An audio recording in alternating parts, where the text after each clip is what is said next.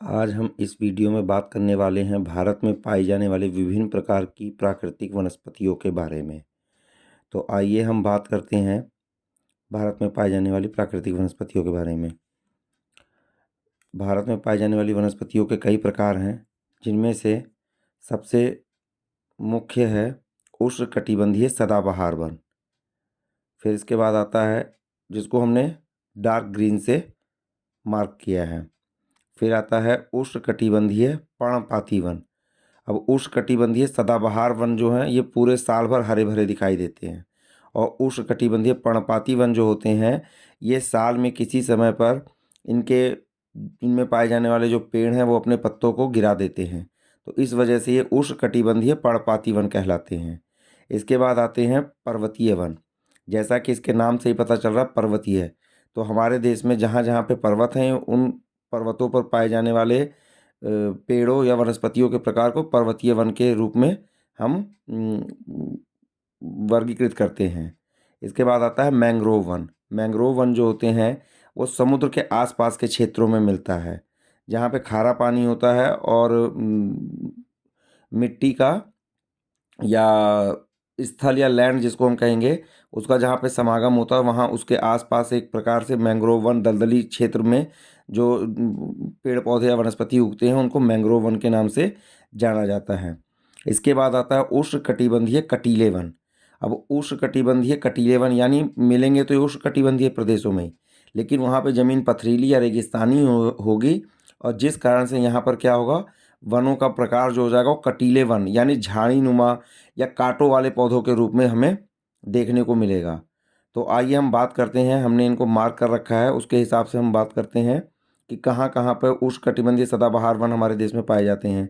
तो हमारा ये पूरा पश्चिमी घाट, ठीक है, पूरा ये पश्चिमी घाट जो है, ये जो है पश्चिमी घाट, और पश्चिमी घाट ये कोंकण के बाद से लगभग कोंकण वाले हिस्से के पास से लेके ये पूरा ये पश्चिमी घाट, ठीक है, यहाँ कन्या पूरा यहाँ तमिलनाडु और केरला के यहाँ तक जो हमारे नीचे का ये बनता है।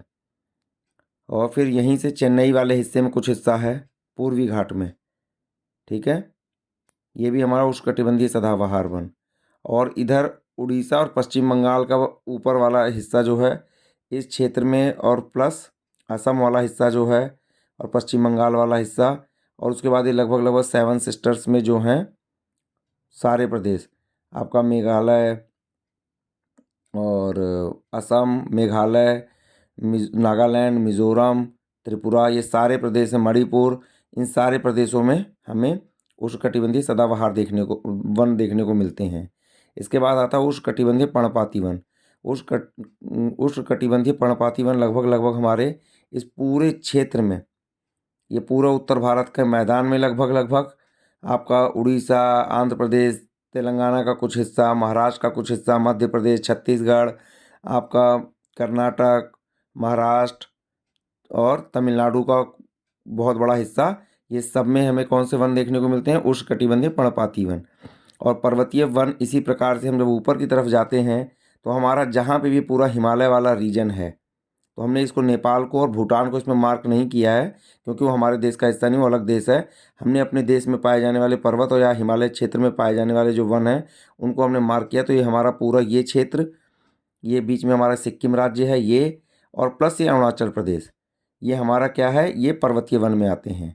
अब हम बात करते हैं मैंग्रोव वन की। तो मैंग्रोव वन हमारा जहाँ जहाँ पे समुद्र के आसपास का क्षेत्र है वहाँ पे बहुत कम मात्रा में हमें मैंग्रोव वन देखने को भारत में मिलता है। तो उसमें से भी ये देखिए, ये संतरी कलर जहाँ जहाँ पे हमने मार्क किया है, ये उड़ीसा का कुछ हिस्सा है, ये पश्चिम बंगाल का कुछ हिस्सा, और ये आंध्र प्रदेश का कुछ हिस्सा, यहाँ पे मैंग्रोव वन देखने को मिलते हैं। इसी प्रकार से उष्णकटिबंधीय कटीले वन, अब ये हमारा आंध्र प्रदेश का कुछ सूखा हिस्सा, महाराष्ट्र और तेलंगाना का कुछ हिस्सा, तेलंगाना और महाराष्ट्र का कुछ हिस्सा ये हमारा किस रूप में देखने को मिलता है, उष्णकटिबंधीय कटीले वन के रूप में। और ये आपका गुजरात और राजस्थान का रेगिस्तान वाला पूरा हिस्सा और कुछ हिस्सा पंजाब और हरियाणा का, ये सब कैसे वन है यहाँ पे, उष्णकटिबंधीय कटीले वन। तो मुझे उम्मीद है आप लोगों को ये वीडियो बहुत पसंद आया होगा। धन्यवाद।